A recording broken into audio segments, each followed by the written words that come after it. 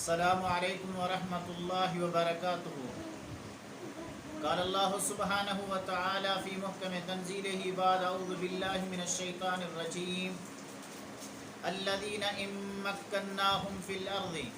اقاموا الصلاة وآتوا الزکاة وامروا بالمعروف ونہوا عن المنکر وللہ عاقبۃ الامور۔ قابل احترام سامعین و ناظرین، دین اسلام زندگی کے ہر شعبے میں ہماری رہنمائی کرتا ہے۔ جہاں عقائد، عبادات اور معاملات میں انسانوں کی رہنمائی کرتا ہے، وہاں حکمرانی اور مثالی حکمران اور اس کی ذمہ داریاں اور اس کے اوصاف بھی بیان کرتا ہے۔ اللہ تبارک و تعالی نے قرآن کریم کے اندر سب سے پہلا وصف جو ایک حکمران کے اندر ہونا چاہیے، وہ قرآن کے اندر اللہ نے وصف اس کا یہ بیان کیا کہ بادشاہ وقت، حکمران، وہ صاحب علم ہو، اس کو دین اسلام کا علم ہو۔ حضرت طالوت علیہ السلام کو جب اللہ تبارک و تعالی نے بطور بادشاہ مقرر کیا تو اللہ تبارک و تعالی نے اس کی تقرری کا وجہ اور سبب بیان کرتے ہوئے اللہ تعالی نے فرمایا ان اللہ اصطفاہ علیکم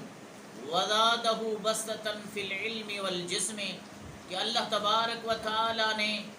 اس کو تمہارے اوپر چنا ہے اور اس کا انتخاب کیا ہے، اس کو بادشاہ بنایا ہے۔ اس کی وجہ یہ ہے کہ اس کے پاس اللہ تعالی کا دیا ہوا علم بھی ہے اور اس کے پاس قوت و طاقت بھی ہے۔ آج کے حکمران اگر صاحب اقتدار ہوتے ہیں تو آج کے دور میں سب سے زیادہ یہ چیز دیکھی جاتی ہے کہ یہ سرداروں کے خاندان میں سے ہے، یہ سرمایہ دار ہے، تو وہ بادشاہی کا مستحق بنتا ہے، جبکہ علم اور قوت اور طاقت یہ چیز نہیں دیکھی جاتی ہے۔ دوسرے نمبر پر دوسرا جو وصف ایک بادشاہ کے اندر ہونا چاہیے وہ یہ ہے کہ وہ اقتدار میں آنے کے بعد دین اسلام کا نفاذ کرے۔ اللہ تعالیٰ نے فرمایا الذین ان مکناہم فی الارض، جن کو ہم نے زمین کے اندر اقتدار دی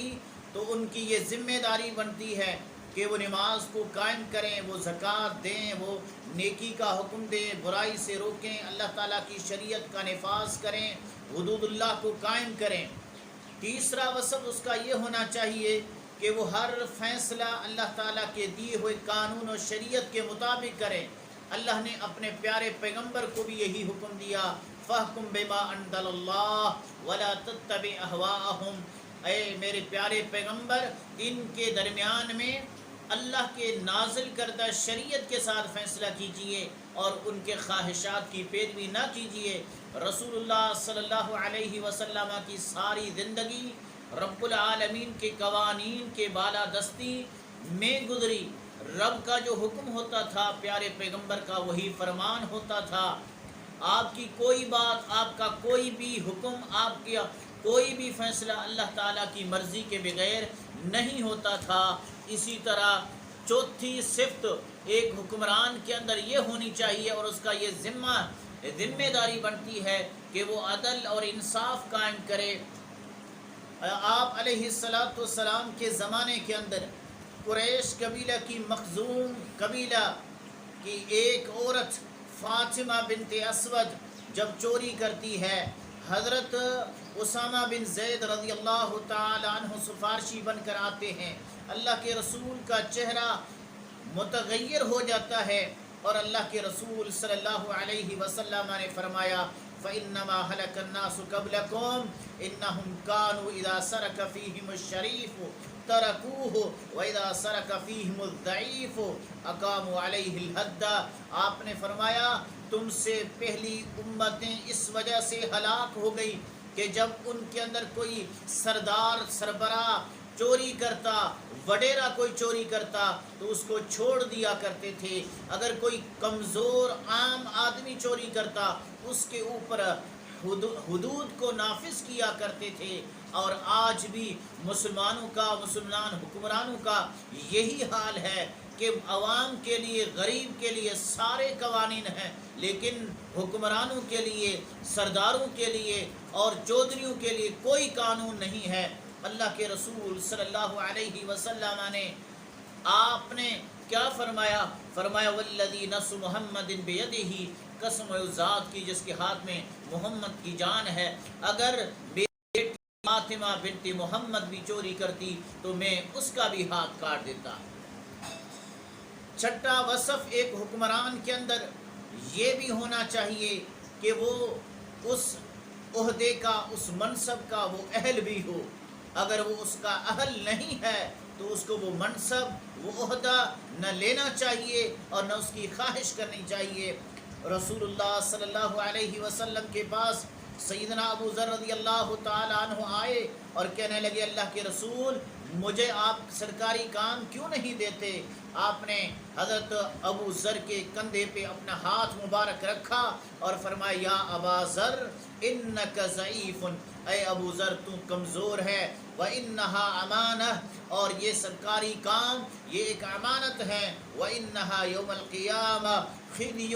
وندامہ، اور یہ جو ذمہ داریاں ہیں، یہ منصب، یہ عہدے، یہ قیامت کے دن ذلت و رسوائی کے باعث بنیں گے، سوائے اس شخص کے من اخذہا بحقہا، جس نے اس ذمہ داری، اس منصب کو، اس عہدے کو حق کے ساتھ لیا، وہ اس کا حقدار تھا، وہ اس کی اہلیت رکھتا تھا اور اس حق کے ساتھ لیا، وَأَدَّ الَّذِي عَلَيْهِ فِيهَا، اور پھر اس منصب کا، اس عہدے کا جو حق تھا اس کو اس نے ادا بھی کیا، وہ کامیاب ہوگا۔ اسی طرح حکمرانوں کے اندر یہ وصف ہونا چاہیے کہ وہ اپنے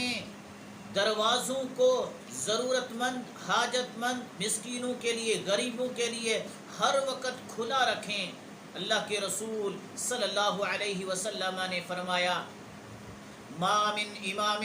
یغلق بابہ دون ذی الحاجت والخلۃ والمسکنہ، جو امام وقت، جو حکمران، جو بادشاہ اپنے دروازے کو بند رکھتا ہے حاجت والوں کے لیے، مسکینوں کے لیے، غریبوں کے لیے، رعیت کے لیے، عوام کے لیے، اللہ تبارک و تعالی آسمان کے رحمت کے دروازے اس کے لیے بند کر دیتا ہے، اس کی حاجتوں کے لیے، اس کی ضرورتوں کے لیے۔ اسی طرح حکمرانوں کے اندر یہ بھی وصف ہونا چاہیے کہ وہ عوام کے حالات کا جائزہ لیں، ان کے دکھ درد اور ان کے کاموں اور ضرورتوں کے اندر ان کے ساتھ شرکت کریں۔ رسول اللہ صلی اللہ علیہ وسلم کے بارے میں آتا ہے یعود المریض ویشیع الجنازۃ ویجیب دعوت المملوک، اللہ کے رسول صلی اللہ علیہ وسلم مریض کی تیمارداری کرنے کے لیے جاتے تھے، جنازوں میں شرکت کیا کرتے تھے۔ ایک عام سا غلام بھی ہوتا وہ بھی آپ کو دعوت دیتا، آپ اس کی دعوت کو بھی قبول کرتے تھے۔ ایک عام سی عورت اپنا کام لے کر اللہ کے رسول کے پاس آتی تھی، اللہ کے رسول اس کے حاجت اور ضرورت کو سنتے اور اس کا بھی مسئلہ حل کرتے تھے۔ آج حکمران اپنے دروازوں کو عوام کے لیے اس وقت بند کر دیتے ہیں جب وہ صاحب اقتدار ہوتے ہیں، جب منصب پر فائد ہوتے ہیں، اور عہدے پر فائد ہونے سے پہلے گھر گھر جاتے ہیں، عوام اور رعیت کے سامنے منت و سماج کر کے ووٹ لیتے ہیں، اور جیسے ہی صاحب اقتدار بنتے ہیں تو ایسے جیسے عوام کو جانتے تک نہیں ہیں۔ اسی طرح رعایا کے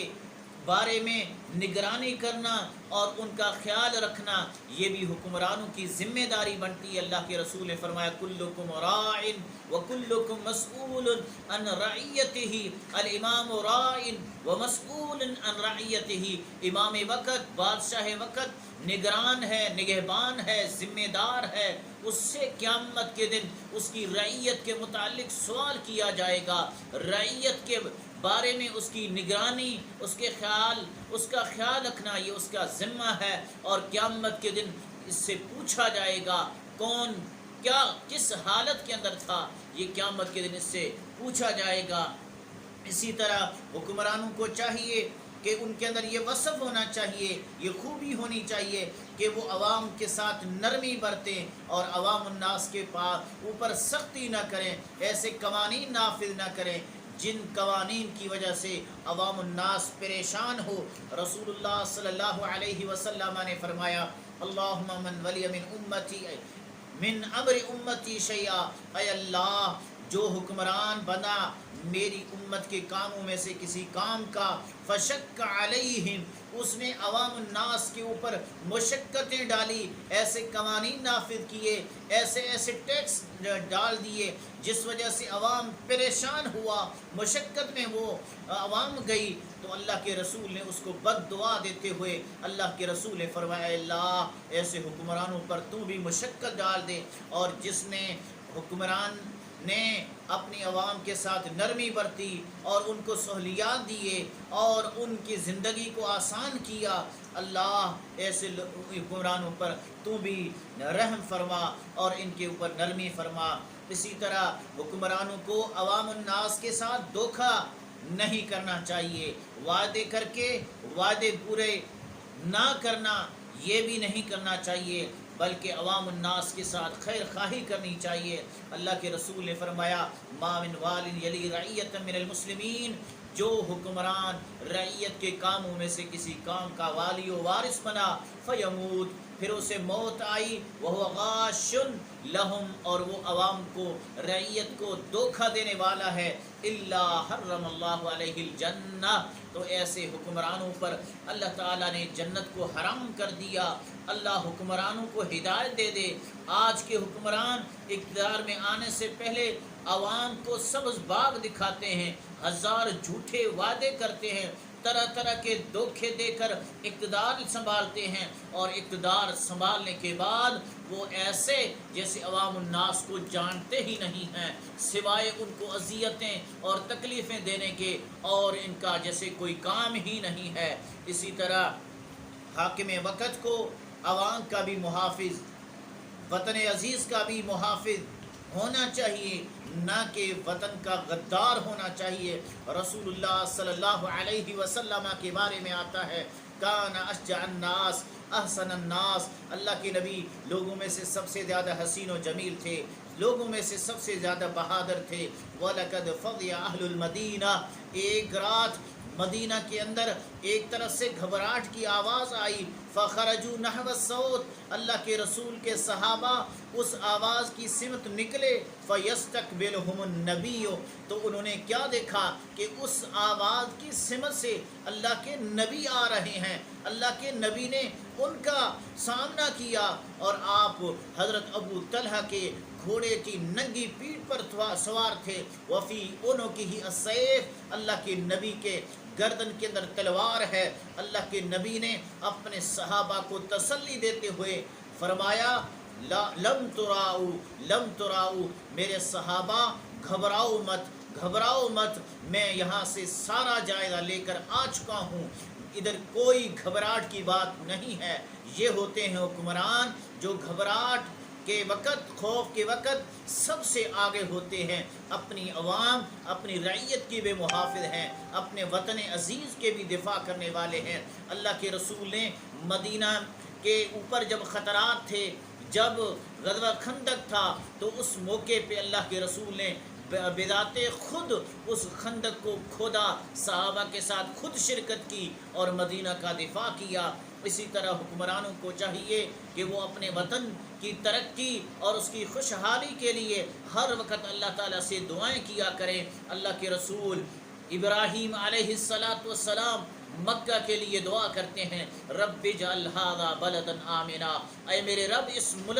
ملک کو، اس وطن عزیز کو، اس شہر مکہ کو امن کا گہوارہ بنا دے، وارزق اہلہ من الثمرات، اے اللہ اس کی معیشت کو ترقی دے، اس کی رزق و روزی میں فراوانی کر دے۔ اسی طرح آپ علیہ السلام کے بارے میں آتا ہے، آپ نے فرمایا انی حرمت المدینہ کما حرم ابراہیم مکہ، نے بھی مدینہ کو قرار دیا جس ابراہیم مکہ کو حرام قرار دیا۔ وَإِنِّي دَعَوْتُ اللَّهَ، اور میں نے اللہ تعالیٰ سے دعائیں کی، لِسَائِهَا وَمُدِّهَا، اس کے سا اور مد کی۔ تو ہمیں بھی چاہیے کہ اپنے